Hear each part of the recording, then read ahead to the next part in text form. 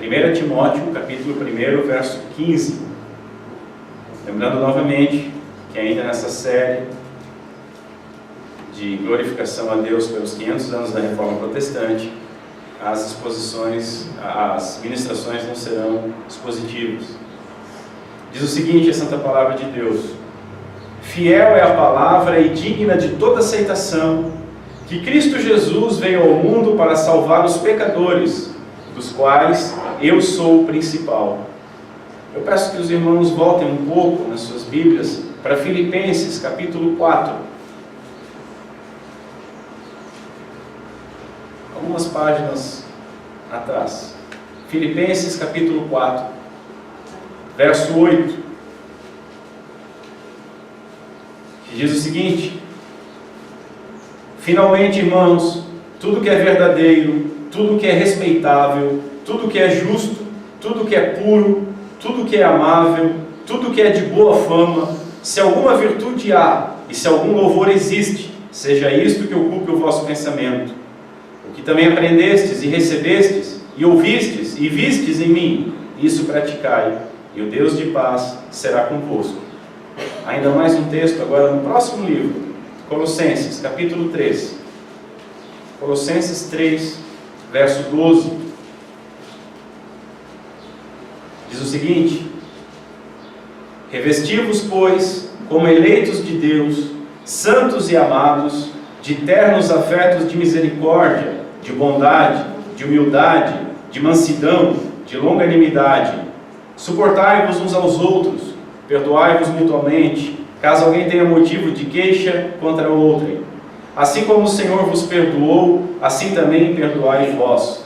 Acima de tudo isso, porém, esteja o amor, que é o vínculo da perfeição. Seja a paz de Cristo o árbitro em vosso coração, a qual também fostes chamados em um só corpo, e sede agradecidos. Habite ricamente em vós a palavra de Cristo, instruí-vos e aconselhai-vos mutuamente em toda sabedoria, louvando a Deus com salmos e hinos e cânticos espirituais, com gratidão em vosso coração.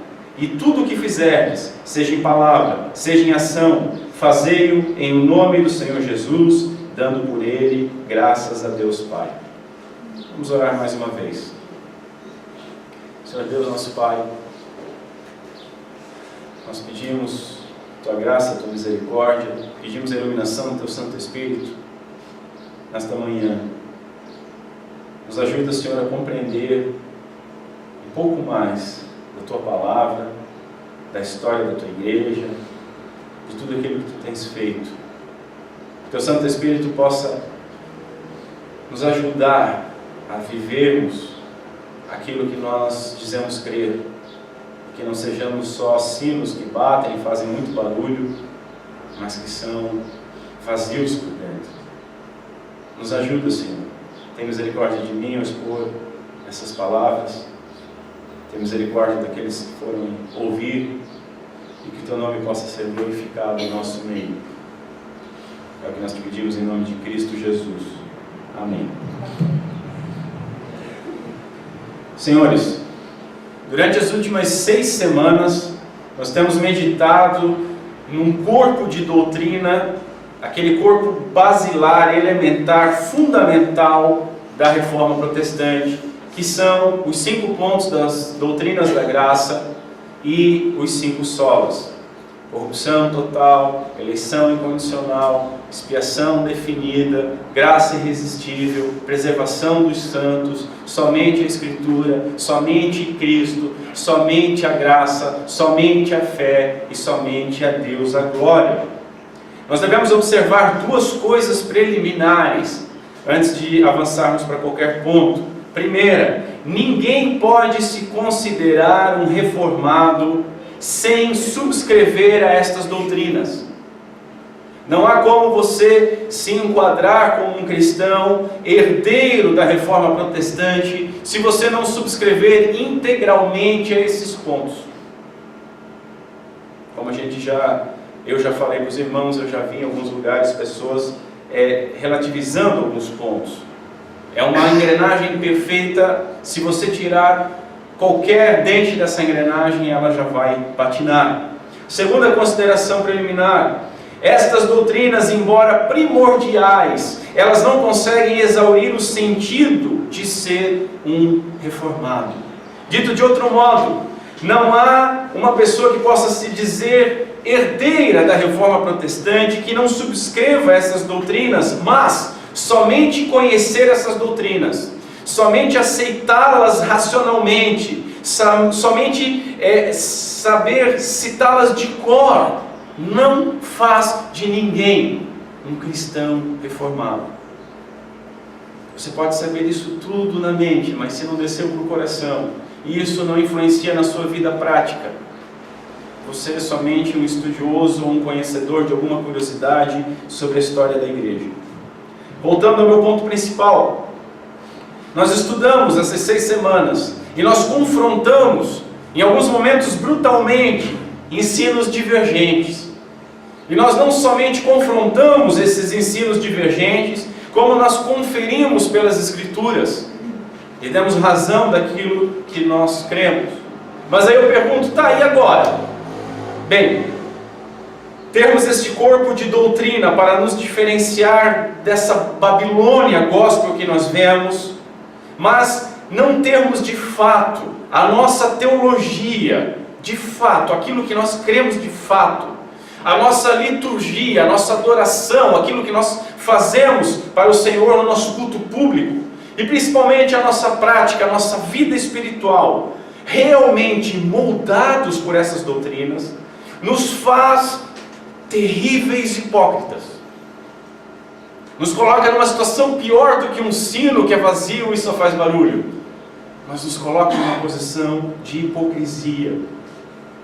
Portanto, hoje nós não confrontaremos os de fora, mas vamos olhar para dentro. Vamos olhar para dentro da nossa comunidade, vamos olhar para dentro daquelas pessoas, daquelas comunidades que se dizem herdeiras da reforma. Vamos olhar para o nosso ensino, vamos olhar para o nosso culto e vamos olhar para a nossa vida. E eu queria apresentar então para os irmãos algumas perspectivas a respeito dessas doutrinas, os 5 pontos das doutrinas da graça e os 5 solas. A reforma, ela é uma prática de crítica contínua. Ser um cristão reformado é ser um crítico contínuo. Contínuo. Examina-se, pois, o homem a si mesmo, nos diz Paulo em 1 Coríntios. Isso é ser um reformado, é estar constantemente se examinando e examinando aquilo que faz, se aquilo está de fato em sintonia com as Escrituras Sagradas. É buscar as veredas antigas nas Escrituras, não somente em tradição, mas nas Escrituras. Até o lema da reforma, ele tem um tom de contínua análise. O lema da reforma, a igreja reformada, sim, a igreja foi reformada, e essa igreja reformada sempre se reformando. A igreja tem que se reformar constantemente. Nós, como templo do Espírito Santo, nós devemos continuamente analisar e restaurar a nossa vida e prática à luz da Bíblia. Devemos analisar constantemente à luz da Bíblia o nosso culto e aquilo que nós cremos. E aquilo que nós cremos vai dar a luz, vai dar a direção para o nosso culto e para a nossa vida prática. Nós devemos evitar um comportamento complacente, um comportamento indulgente, um comportamento omisso com relação a essas coisas e descansar do avanço feito. Não podemos pegar e olhar para o nosso culto, olhar para a nossa vida e simplesmente dizer assim, eu não tenho mais medo, por exemplo, de perder a salvação, e o nosso culto não tem mais dança profética, então tá legal. Não basta. Por mais que nós consigamos ir ao cerne daquilo que foi o movimento da Reforma Protestante, nós nunca devemos estagnar e nunca devemos começar a ser complacentes com alguns comportamentos que nós vamos mantendo ou vamos permitindo, tanto no nosso culto, quanto na nossa vida, quanto na nossa crença, porque a gente faz isso há tanto tempo, eu sempre criei assim, sempre foi feito dessa maneira. Nós não podemos descansar satisfeitos simplesmente com aquilo que aprendemos. O sola Escritura, o somente a Escritura, deve ser o nosso lema diário para tudo. Nós devemos examinar absolutamente tudo. a nossa teologia, a nossa prática litúrgica, o nosso estilo de vida à luz da palavra de Deus. Portanto, essa é a minha proposição. A reforma teológica, ela exige também uma reforma litúrgica e prática, ou seja, espiritual. Não adianta aprender o correto e continuar cultuando o errado. Não adianta cultuar corretamente e continuar vivendo de forma errada. Toda a vida tem de ser um culto baseado na doutrina bíblica e para a glória de Deus. Isso é ser um cristão reformado. Precisamos lembrar que tanto a reforma quanto o seu legado, além da tríade teologia, culto e vida, ela diz respeito também à política, ela diz respeito também à cultura, à economia, a relacionamentos sociais. Eu estou pegando simplesmente um recorte da história, um recorte do que foi a reforma protestante, uma categoria apenas que é a questão teológica. Eu não estou abarcando tudo. Isso eu espero fazer hoje. Lembrando que esse recorte, essa categoria que é teológica, ela vai influenciar todas as demais. Aprovendo a Deus, na semana que vem eu quero falar a respeito do legado político-econômico da Reforma Protestante. Quero colocar esse desenvolvimento histórico até a Revolução Francesa e como as consequências da Revolução Francesa que se fazem presentes no nosso dia a dia hoje, como é que, sendo reformados, tendo essa tradição social, política, econômica, principalmente teológica, ou seja, uma cosmovisão, uma filosofia de vida cristã, como é que nós devemos dar a resposta hoje à demanda do nosso mundo, do nosso tempo, nesses âmbitos. Hoje eu quero falar simplesmente da categoria de crença, de teologia. Primeiramente, vejamos então a reforma teológica. Eu creio, e eu quero acentuar isso, é algo meu, eu creio, que para sermos reformados autênticos e estarmos sempre num processo contínuo, constante de reforma, é essencial que nós sejamos guiados, temos como norma duas doutrinas específicas. Uma dos 5 pontos das doutrinas da graça e outra dos 5 solas. A primeira é a corrupção total. A doutrina da corrupção total, ela deve ser um guia para a nossa vida. E a outra dos 5 solas é somente a Deus a glória. Veja, eu não estou desprezando e eu não estou diminuindo as outras. É comum nós vermos nas igrejas que se distanciam da tradição reformada dizer que nós só falamos de pecado e que o homem é mau e que o homem é ruim e não falamos que o homem é a menina dos olhos de Deus, aquela coisa toda.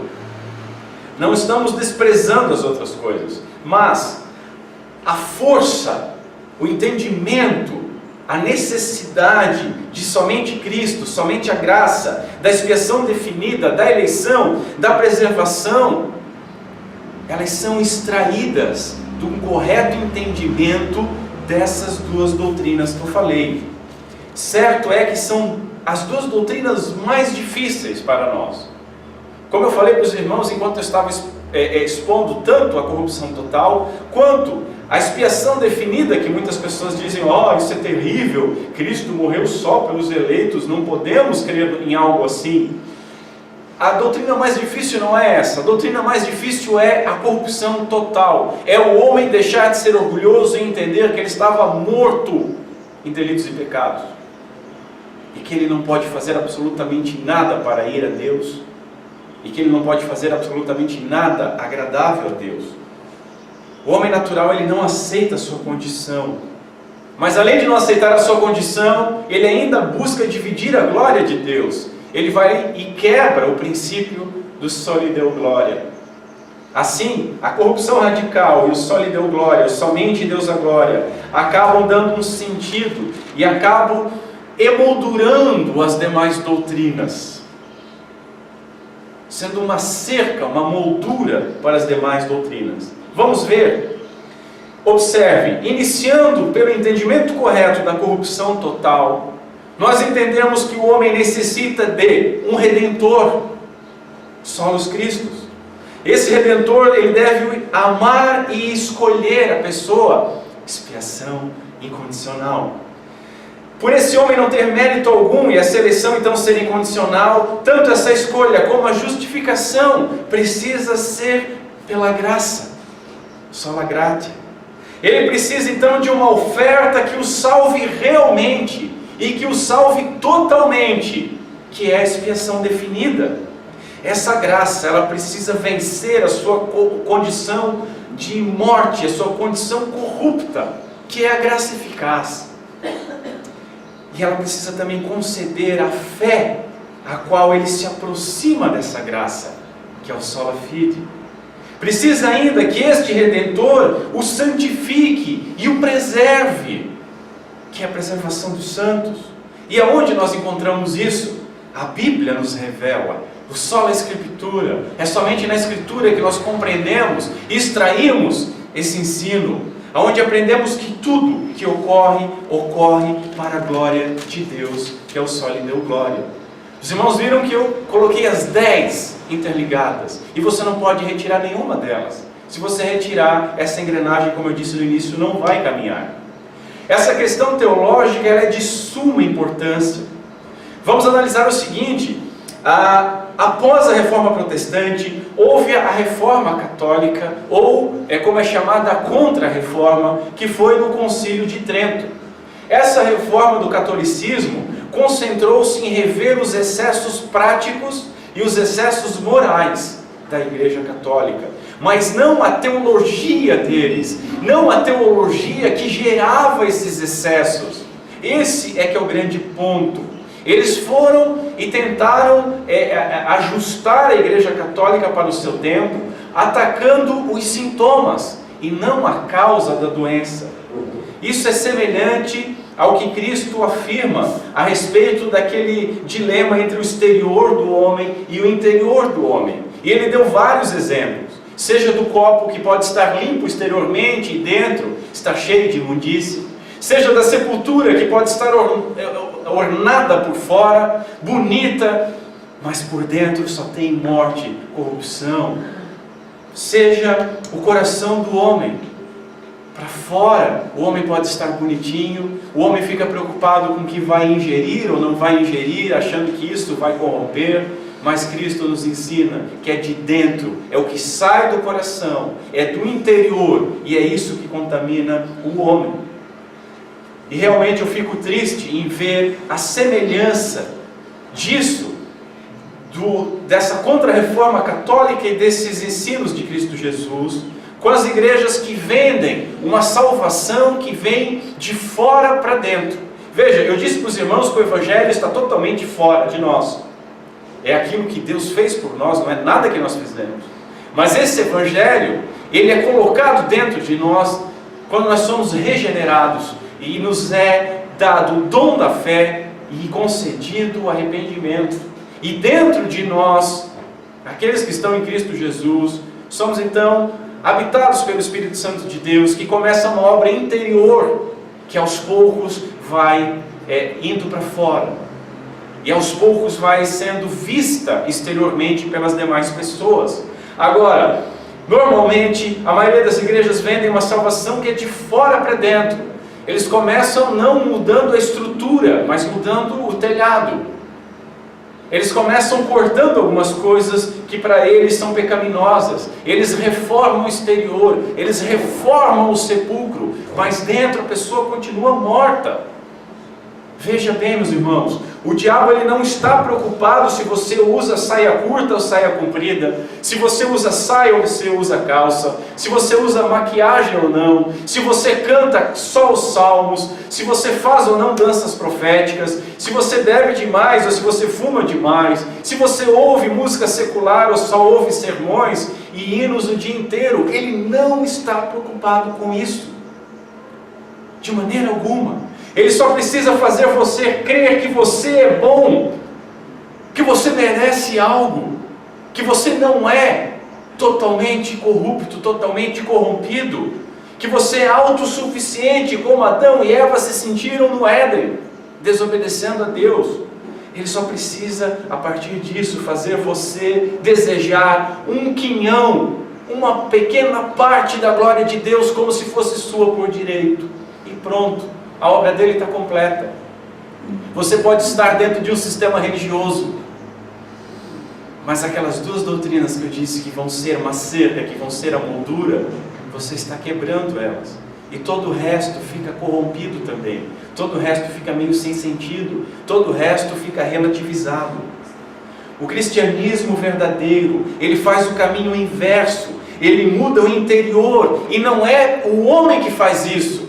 Você pode ir para uma igreja sendo um usuário de drogas, sendo um homem imoral, sendo um assaltante, e você pode deixar de assaltar. Você pode deixar de matar, de traficar, de roubar, de beber, de trair, de um monte de coisa. Você pode mudar as suas vestes exteriores. Você pode se cobrir com a sua justiça própria. Mas no seu interior você pode estar ainda adulterando. Você continua mentindo. Você não faz as coisas para a glória de Deus. Você está matando enquanto odeia. O cristianismo verdadeiro, ele começa do interior para fora, por ação exclusiva do Espírito Santo de Deus. Não é algo que nós possamos fazer por nós mesmos. E aí o exterior, ele vai acompanhando aos poucos. Não existe nada mais terrível quando você vê alguém dizendo assim: ah, aquela pessoa, ela é tão certinha, tão boa, só falta ela aceitar Jesus para ser uma crente. Se falta só isso, falta tudo, ela está morta. O cristão, por outro lado, é semeado nele vida, e vida abundante, e essa vida vai sendo gerada dentro dele, e os frutos do Espírito vão naturalmente aparecendo. E notem que na listagem dos frutos do Espírito, o primeiro é amor, mas o último apenas é o domínio próprio. É aos poucos que o homem vai sendo santificado. Quando você busca santificar o que está morto, não adianta nada. É igual você pegar um cadáver e passar um Chanel No. 5 nele. Vai continuar sendo um cadáver. E logo aquele perfume vai ser consumido pelo fedor pútrido. A reforma protestante, meus queridos, ela também faz o caminho inverso que Roma fez na contra-reforma. Ela não atacou simplesmente os sintomas, ela foi diretamente na causa. Ela atacou os fundamentos teológicos, questionando tudo pela Bíblia.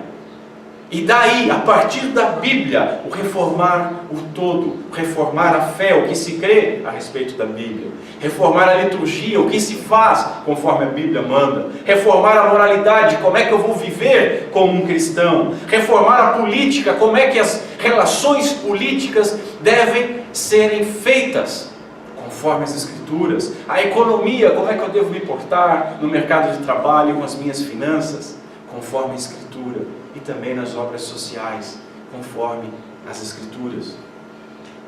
A reforma de Lutero, diz Carl Trueman, a reforma de Lutero não tentou mudar o coração e a mente das pessoas através da mudança das estruturas. Pelo contrário, mudou as estruturas, porque antes já havia mudado o coração delas. Você não consegue fazer uma obra sem mudar primeiramente o coração. Foi o que Deus nos guiou até aqui na nossa comunidade. Veja, os irmãos lembram como é que nós fomos caminhando. Quando eu cheguei ensinando algumas coisas. Durante muito tempo eu estive cercado de coisas que dava vontade de gritar, mas não adiantava simplesmente chegar e dizer: isso é errado, isso não pode, isso é errado, isso não pode. Isso seria patético, infantil, é o que muita gente faz. É o que os teólogos de computador gostam de fazer. Nós começamos a ensinar o breve catecismo, começamos a expor alguns textos, começamos a expor algumas doutrinas, e a partir do momento que aquilo era entendido, o Espírito Santo gravava isso no coração dos irmãos, naturalmente os irmãos iam abandonando as práticas. Uma algazarra durante o louvor, ninguém nunca proibiu, naturalmente ficou tranquilo. Naturalmente o foco não era mais fazer uma demonstração espontânea e exterior de glorificação a Deus, mas glorificá-lo em espírito e verdade. Os objetos que não pertenciam ao culto foram saindo. Algumas vezes eu preguei no lado de uma réplica da Arca da Aliança. Em um determinado momento, a arca foi embora. Agora, vejam, isso é que é a reforma, isso tem que ser feito na nossa vida. Não adianta simplesmente, não iria adiantar se eu chegasse aqui e dissesse: eu não vou pregar no lado daquilo, tirem aquilo, é errado. As pessoas não iam me ouvir.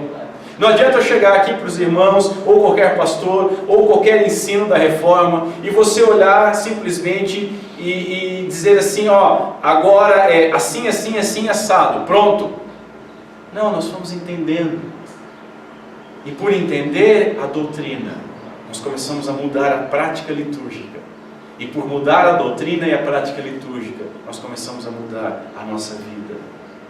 Antes de ir para o próximo ponto, eu preciso observar ainda algo que vai servir de uma ponte entre esse primeiro ponto e o segundo ponto. A reforma, ela foi basicamente um retorno à Bíblia Sagrada. A Bíblia como a nossa única regra de fé e prática, só a Escritura. Ela não foi um retorno a homens. A reforma protestante não é um retorno a homens. Eu até falei aqui para os irmãos, e é verdade, que muitos consideram a reforma um retorno a Agostinho. Por quê? Porque Agostinho era considerado o doutor da graça pela Igreja Católica mesmo, e os seus ensinos foram importantíssimos. Veja que Lutero era um monge agostiniano.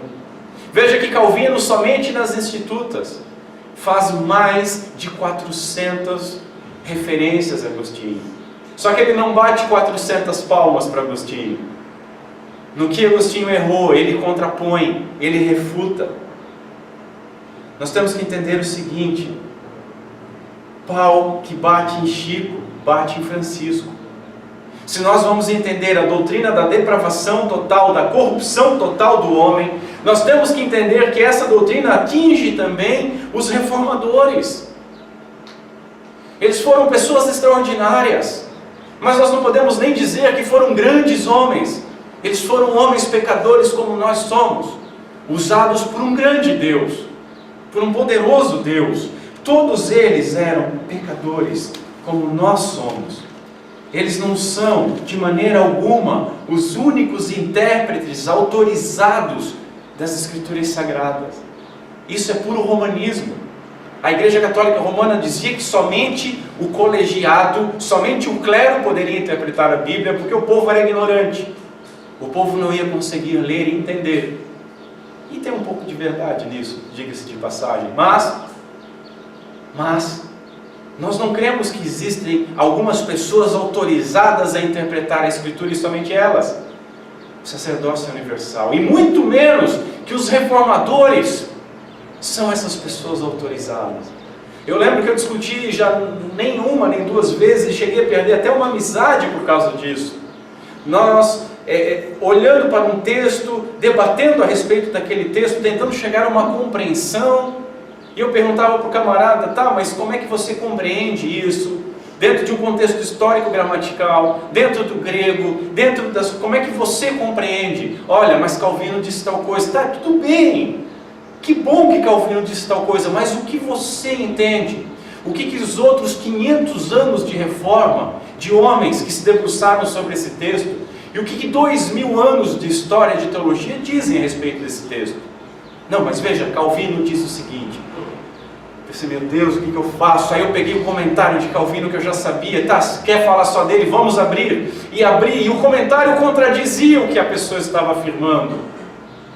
Mas algumas pessoas acham que sobe um Sinai de vez em quando. Isso existe, não somente fora dos reformados, mas na tradição reformada também tem algumas pessoas assim. E aí ele justificou que, embora aquele comentário bíblico dissesse o seguinte: documentado um folheto evangelístico onde Calvino falava outra coisa. A disputa chegou nesse ponto. Então, para essa pessoa, Calvino era o único intérprete autorizado das Sagradas Escrituras. Era a palavra final, e não é, meus irmãos. E quem me conhece sabe do respeito, do amor e do carinho que eu tenho pelos escritos de Calvino, mas ele também é. E glória a Deus por isso. É isso que faz não só Calvino, como Lutero, como Knox, como Edwards, homens maravilhosos. Por quê? Porque eles erravam. Eles são homens como nós. Quem não erra é Deus, quem não erra é a Escritura Sagrada, e a Bíblia se interpreta pela própria Bíblia. Não há intérprete autorizado. Devemos aprender com os acertos dos reformadores. Claro que sim, claro que devemos, mas devemos aprender também com os erros dos reformadores, não repetindo os mesmos erros, não copiando os mesmos erros. Eles não eram homens santos e sagrados que são nosso exemplo, nenhum deles morreu por nós. Devemos aprender com os erros deles, adotando então os acertos e rejeitando completamente os erros, e é dessa maneira que nós vamos honrar estes homens. E é desta maneira que nós vamos glorificar a Deus. Então, em segundo lugar, vejamos a reforma litúrgica. Pelo princípio do sola escritura, somente a Bíblia como a nossa regra de fé, nós aprendemos que ela é não somente regra de fé do que nós vamos crer, mas regra de fé e prática. Fé e prática. O que nós vamos praticar tem que estar moldado pelas Escrituras Sagradas.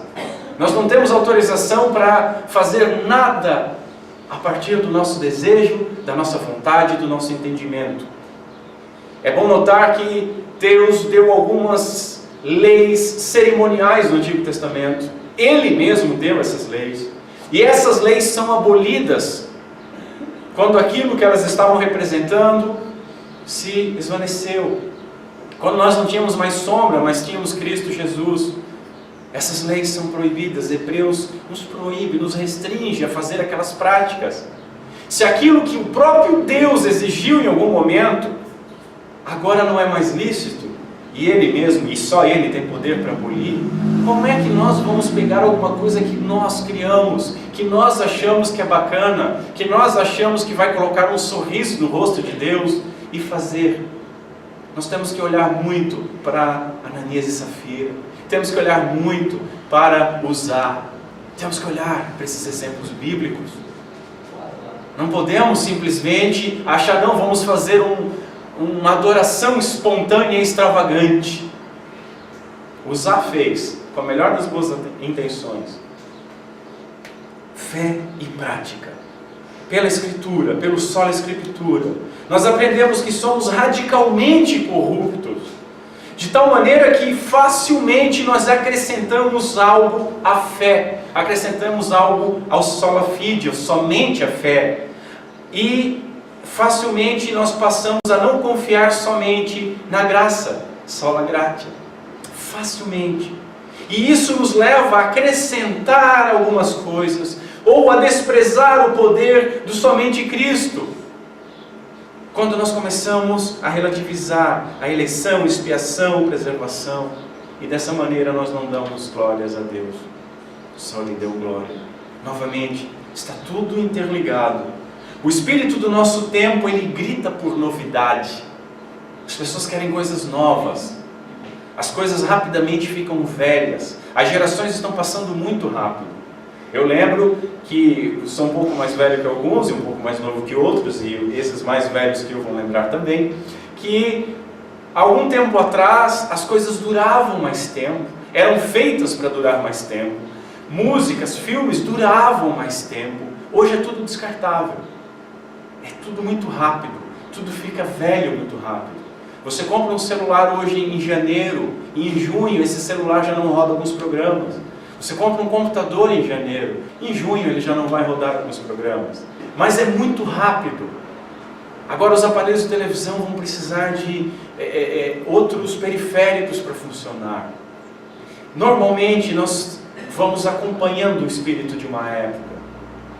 E nós não vamos mais nos satisfazendo com aquilo que está visto uma ou duas vezes. Assim com as nossas roupas, assim com o nosso culto, assim com as coisas que deveriam nos agradar. Nosso tempo, ele grita por novidade. E ele tem uma questão que é terrível. Ele é demonicamente inclusivo. É demoníaco isso. Esse espírito de novidade constante, ele não é exclusivo, ele é inclusivo. E agora ele até abarcou uma onda do retrô, do revival.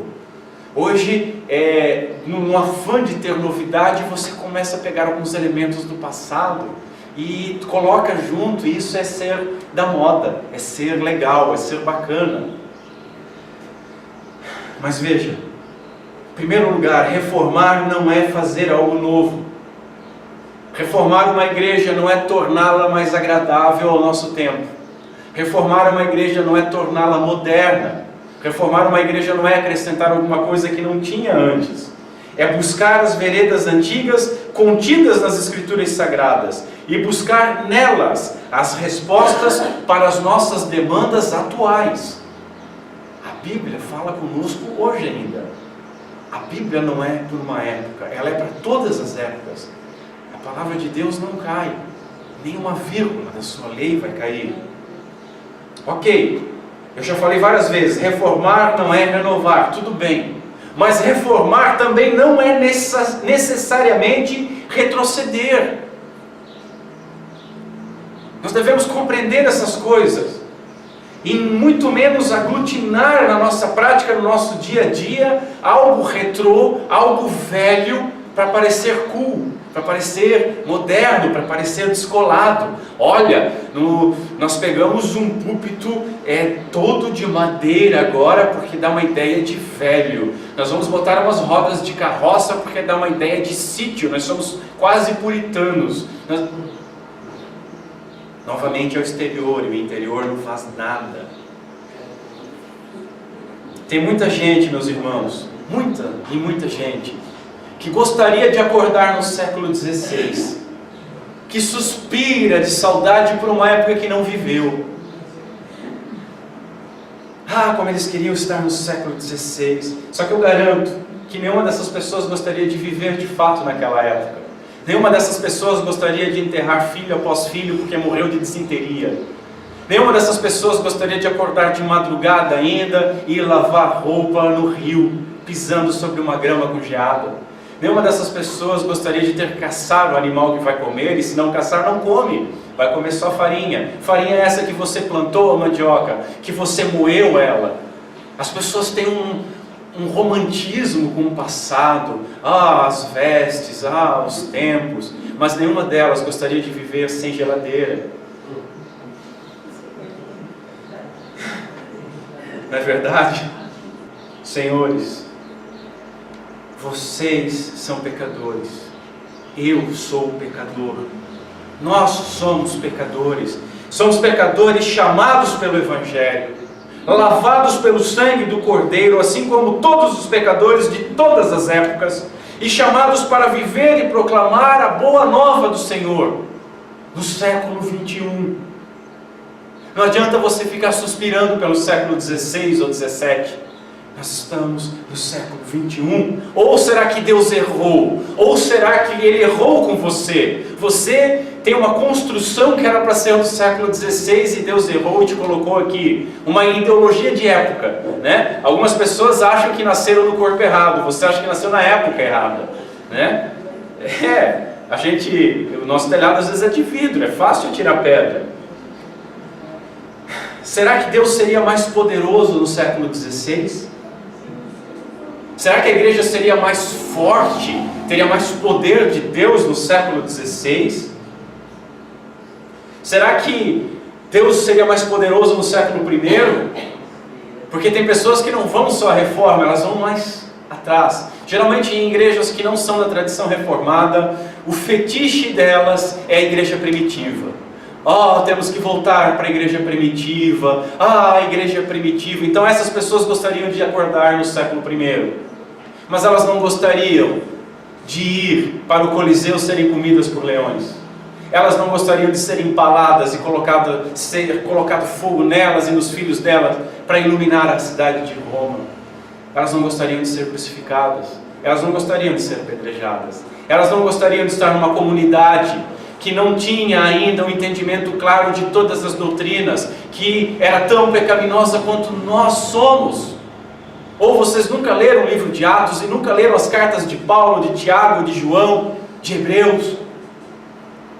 Não há nada novo debaixo dos céus. Havia lá os mesmos problemas que há hoje. Nós devemos compreender o nosso tempo à luz das Escrituras e devemos executar o nosso chamado de embaixadores no nosso tempo, Indo, nós temos que viver e pregar. Indo, nós temos que pregar e viver o Evangelho. Isso no século 21. Nós devemos entender que o homem ele é totalmente corrupto, tanto no século I, quanto no século XVI, quanto no século XXI. E que toda a glória deve ser dada a Deus em qualquer época. Que todo cristão verdadeiro deu glória a Deus no século I, no século XVI. E essa é a nossa função hoje. Tudo que conquistamos, conquistamos pela graça de Deus. Toda a tecnologia que está ao nosso redor são dons de Deus, são talentos que Deus nos deu. E Ele deu esses talentos para nós, para a nossa geração, para nós o glorificarmos hoje, no nosso tempo, na nossa época. Nós vamos enterrar os nossos talentos? Existem muitos lugares que têm ideia de enterrar os talentos. Como eu digo, suspiram, saudosos por algo que não viveram. O que podemos ou não podemos fazer, o que podemos ou não fazer, perdão, o que é lícito ou não, o que devemos praticar ou a forma que devemos cultuar ou não, devem ser compreendidos pelas Escrituras e não pelos nossos sentimentos, não pelos nossos desejos e muito menos pela prática de homens e épocas que nós acabamos fazendo canônicos. Nós separamos um cânone de homens. Para nós não basta, nós lemos na liturgia a chamada dos 12 apóstolos. Mas para nós às vezes não são só 12, porque nós temos o nosso próprio cânon de apóstolos. Com Calvino, com Lutero, com Knox, com Hus, com Wycliffe. E aí a gente fica olhando, eles faziam assim, então vamos fazer assim. Eles faziam assado, devemos fazer assado. Trazer alguma prática do século XVI, literalmente aos dias atuais, sem você fazer uma reflexão bíblica e teológica, sem você julgar se aquela prática é bíblica ou é algo temporal, é um fetiche saudosista. É um desejo simplesmente de viver numa época que você não está vivendo. Assim como é errado acrescentar algo ao nosso culto, é errado sermos cosplays de puritanos. Os irmãos sabem o que é cosplay, né? Sabe, aquele pessoal meio nerd, assim, que gosta de personagens de filme, da cultura popular ou de videogame, e se vestem daqueles personagens. É como se eu estivesse aqui hoje vestido de, sei lá, Wolverine ou Incrível Hulk. Hulk não dá porque não tem tamanho para isso, né? E viesse vestido assim. A gente tem um cosplay ali, um menino que vem de Chapolin e de Superman, mas deixa ele. Agora ele fez cosplay até de Lutero, mas deixa ele lá. Fiquemos nós aqui. Nós não devemos viver sendo um cosplay puritano, vivendo como uns Amish, vivendo uma farsa como os personagens do filme A Vila. Nós fomos chamados para o século XXI e devemos usar os nossos talentos no século XXI. Terceiro ponto, isso nos leva então à reforma espiritual. A nossa vida é para a glória de Deus. Devemos fazer tudo como para o Senhor e não para homens. Ou seja, toda a nossa ação é uma forma de culto. Todo o nosso trabalho é uma forma de culto. Temos o nosso culto público, mas a nossa vida é também um culto ao Senhor. Carl Trueman, novamente, ele fala algo maravilhoso. Toda prática cristã, diz ele, é moldada pela época em que ocorre, e seria ingênuo não reconhecer esse fato. O que ele está querendo dizer? Que toda prática cristã é fruto do seu tempo. O que significa isso? Que nós devemos desprezar a Bíblia? Não, que nós devemos sim olhar para as Escrituras, o que elas nos mandam fazer, o que elas nos mandam crer e como elas nos mandam viver. Agora, não podemos copiar simplesmente um tempo que não é o nosso. Essa é a grande questão. Esse é o grande fato. O que aprendemos com só a Escritura? Que Deus não muda. Quando nós vamos para as Escrituras Sagradas aprender com elas, nós aprendemos que Deus não muda. Deus é o mesmo ontem, hoje e sempre. Aprendemos também que o homem é corrupto.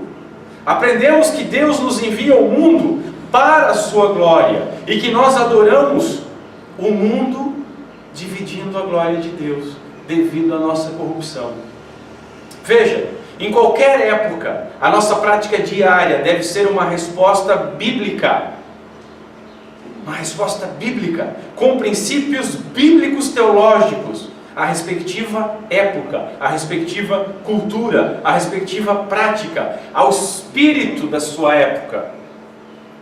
Os irmãos talvez já tenham até ouvido um termo alemão, Zeitgeist, o espírito da época.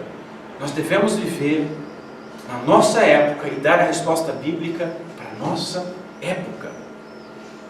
Existem muitos puritanos de Facebook que eles têm todas as respostas para o século XVI. Eles têm todas as respostas para o século XVII. O único problema é que nós estamos no século XXI. Há uma piada a respeito dos teólogos, que diz o seguinte, que os teólogos eles têm as melhores respostas para as perguntas que não foram feitas.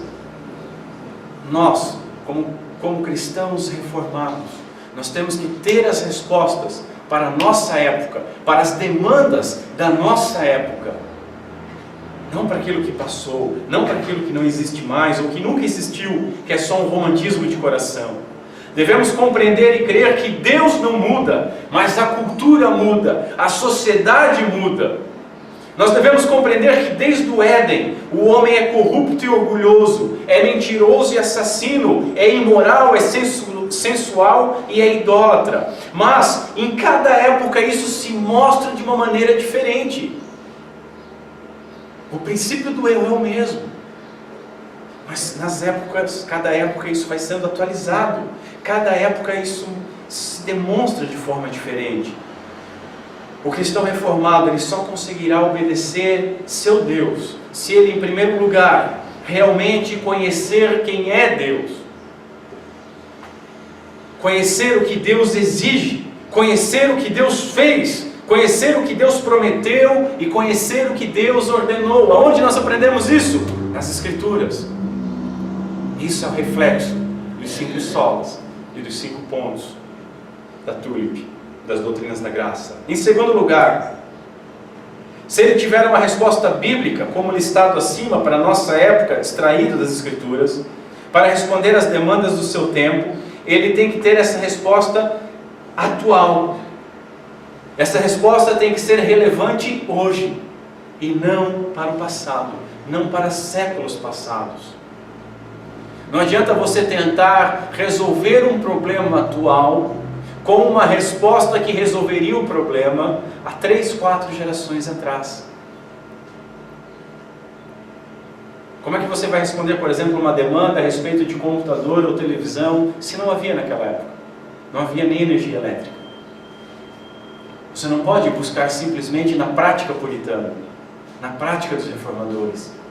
Você tem que ver e pode aprender como que eles lidaram na sua época com os conceitos bíblicos e suas demandas, e extrair então princípios, não reviver aquilo.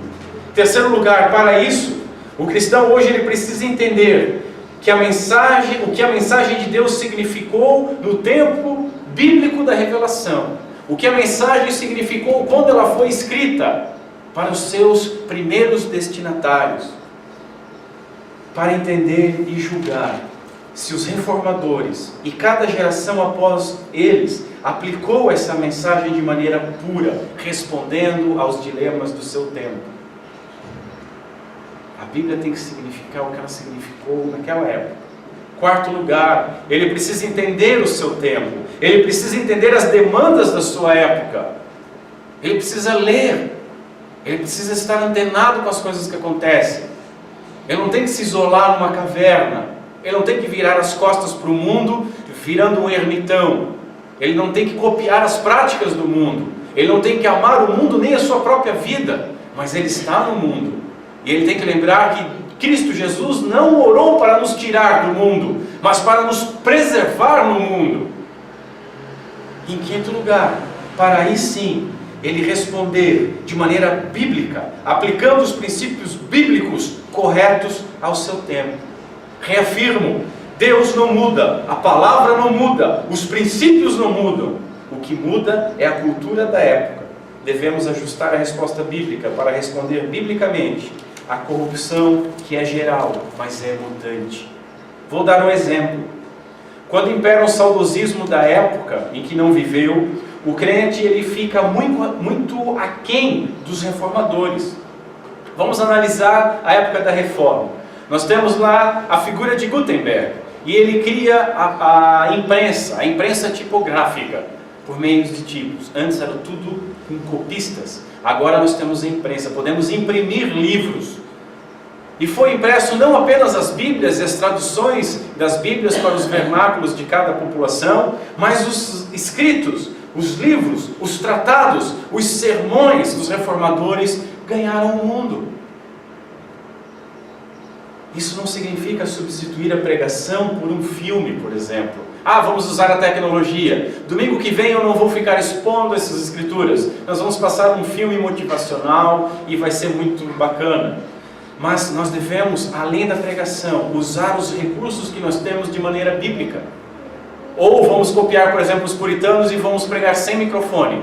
Aí eu fico gritando e qualquer carro que passa você não ouve. Porque os puritanos não tinham energia elétrica. Os puritanos não faziam, os reformadores não faziam aquele outro. Nós somos filhos do nosso tempo. Um outro ponto é extrapolar a crítica, principalmente quando você começa a bater muito no movimento. Por exemplo, vamos falar dos pentecostais, e você extrapolar essa crítica e ficar satisfeito simplesmente em ter uma Bíblia de Genebra debaixo do braço, saber recitar os 5 solas de cabeça, e só com isso você se achar melhor do que um pentecostal. Só com isso você achar que basta, que você já é um reformado e que ele é um pobre coitado pentecostal. A autojustiça nos impede de avançarmos no caminho da graça, meus irmãos. Em primeiro lugar, onde nós estamos, nós devemos a Deus e não a homens. Se nós aprendemos alguma coisa, nós devemos isso a Deus e não a homens. Ninguém deve a mim, ninguém deve a si próprio. É Deus que nos ensina. Segundo, sendo assim, nós devemos orar e ensinar os dissidentes com todo amor e compaixão. Orar por eles. A gente é bom para bater, mas já orou? Já foi ensinar? Já deu a cara a tapa? Terceiro, lembrar que a salvação é por graça e não por adesão doutrinária. A tradição reformada não é uma tradição de seita. Sabe aquelas seitas, quem não está na nossa igreja não é salvo. Salvação é por graça, não é por adesão doutrinária. Não é simplesmente a pessoa dizer: opa, entendi agora os 5 pontos do calvinismo, entendi os 5 solas, agora eu sou salvo. Não. Talvez agora mesmo que você não seja, porque você está baseando a sua salvação no seu próprio mérito. Quarto, saber reconhecer erros e acertos. Vamos ver no caso do exemplo que eu usei, uma crítica ao pentecostalismo. O fervor, a oração e a evangelização, mesmo com os problemas que as orações e a evangelização, a prática evangelística deles têm, mas o simples fato desse fervor deveria nos envergonhar tremendamente. Cristo criticou brutalmente os fariseus de sua época. Ele não aliviou a mão.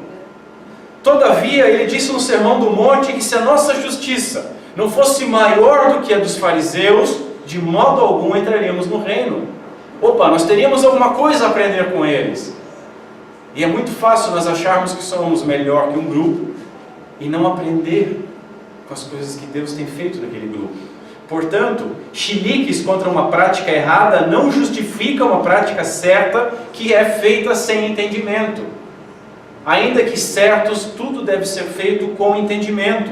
Muito menos uma vida dualista entre o culto e o dia a dia. Sabe aquele cara que faz tudo certinho no culto, mas a sua vida é completamente errada? A reforma, ela nos chama a uma análise interna, bíblica, de tudo aquilo que nós cremos, teologia, de tudo aquilo que fazemos no culto público, liturgia, e tudo aquilo que fazemos no nosso dia a dia, a nossa vida espiritual. Tudo deve ser feito ou evitado por um firme entendimento bíblico. Tudo deve ser feito com fé bíblica. Paulo nos ensina que tudo que é feito sem fé é pecado. A minha oração é que não caiamos em extremos, nem no grupo neo-reformado, onde tudo pode, é só defender a tulip. E os irmãos devem conhecer algumas pessoas assim. Não, eu creio que eu sou totalmente corrupto, eu creio que Deus elegeu, eu creio que Ele me preserva, então eu posso viver de qualquer maneira, adorar de qualquer maneira, eu sou reformado e tal, vamos botar aqui até, quem sabe, uns caixotes para púlpito, vamos fazer um culto diferente, vamos inovar. Spurgeon fumava, vamos fumar charutos nos nossos cultos. Legalzão, né? Nem no grupo extremado, aqueles viúvos do século XVI, aonde ligar um microfone ou usar uma toalha bordada ou estampada para a ceia é uma blasfêmia, aonde comemorar aniversário é uma blasfêmia, ou vocês dizem que são reformados e comemoram aniversário. Ser reformado é ir além da disputa sobre formas de culto. Mas nós também não desprezamos o culto como ordem e decência. Não extraímos num documento humano, extraímos da Bíblia Sagrada como que deve ser o nosso culto. O que devemos nos opor de maneira forte, de maneira com entendimento, devemos nos opor contra qualquer forma de acréscimo, ou qualquer forma de ocultação, ou qualquer forma de mistura ao Evangelho do nosso Senhor Jesus Cristo. Seja pela corrupção total, ou por não dar toda a glória. Veja, se o nosso culto for hermeticamente puritano, fechadinho, e a vida for escandalosamente iníqua, o nosso culto é vazio e pior, é condenatório. O conhecimento da teologia correta deve trazer tanto o culto público correto, quanto o culto privado, a moral diária, e tudo aquilo que fizemos e fazemos deve ser santo, deve ser como para Deus, no meio de uma cultura dos homens do nosso tempo. Irmãos, nós podemos facilmente quebrar essas doutrinas. O sujeito, ele defende só a Escritura, mas defende uma prática pragmática. Se trouxer um pastor engraçadinho, a igreja enche. Ele defende só os Cristos, mas crê que se não fizer isso ou aquilo, ou não for um subidor de monte, Deus não vai se agradar. Ele defende a preservação dos santos, mas vive com medo que Deus lhe vire as costas, que Deus lhe abandone ou que Deus lhe condene. Ele defende a corrupção total e a expiação definida, mas ele começa a questionar a justiça de Deus. Ele se imagina merecedor de alguma coisa, ou imagina que alguém que não vai ser salvo é inocente. Ele defende somente a fé, mas ele não sabe no que crê, ele não sabe nem por que crê. Ele fala muito em somente a Deus a glória, mas faz as coisas com raiva, faz as coisas sem vontade. Ele não tem tempo para Deus, e ele não é grato a Deus por todas as coisas. Por isso, eu reafirmo uma clara compreensão da pecaminosidade humana, que é a corrupção total. Ela é parte de uma moldura que fará com que Cristo, e a graça, e a justificação, e a eleição, e a preservação, eles brilhem mais do que o ouro desejável.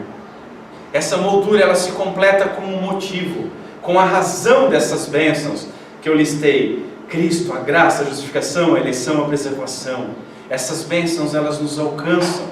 Elas alcançam uma pessoa que é totalmente corrompida, como você e como eu, para uma coisa apenas, e absoluta: para a glória de Deus. Somente para isso. Por isso eu concluo com a minha proposição. A reforma teológica exige também uma reforma litúrgica e prática, ou seja, espiritual. Não adianta aprender o correto e continuar cultuando errado. Não adianta cultuar corretamente e continuar vivendo de forma errada. Toda vida tem de ser um culto baseado na doutrina bíblica para a glória do nosso Deus. Vamos ficar em pé.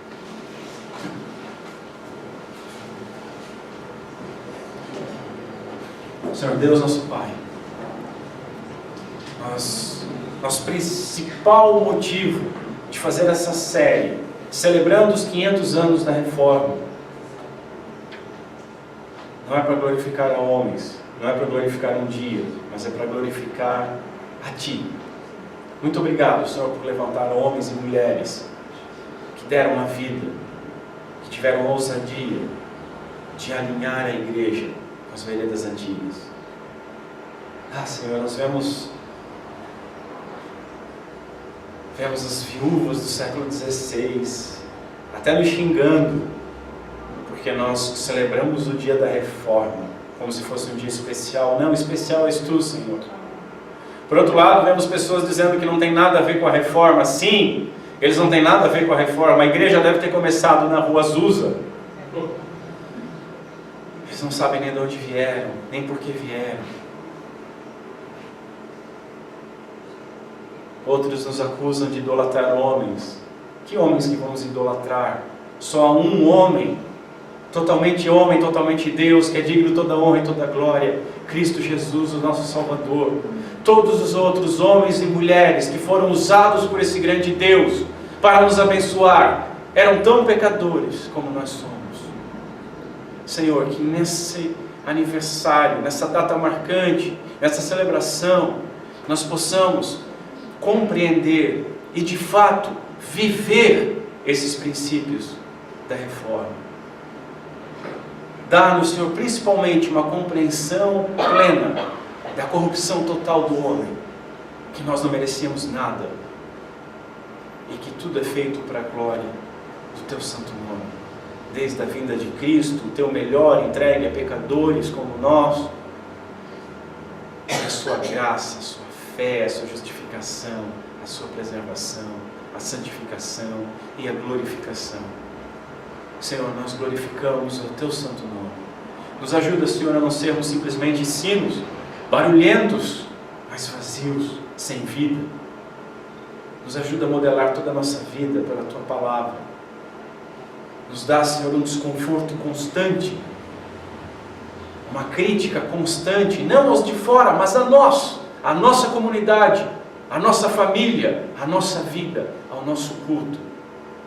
Que nós possamos sempre nos examinar a partir das Escrituras e que não tenhamos, Senhor, em nenhum momento um apego a qualquer coisa que não seja mandamento Teu.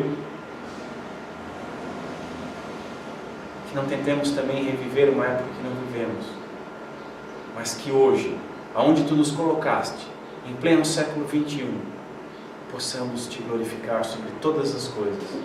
É o que nós Te pedimos, Senhor, em nome de Cristo Jesus. Amém e amém.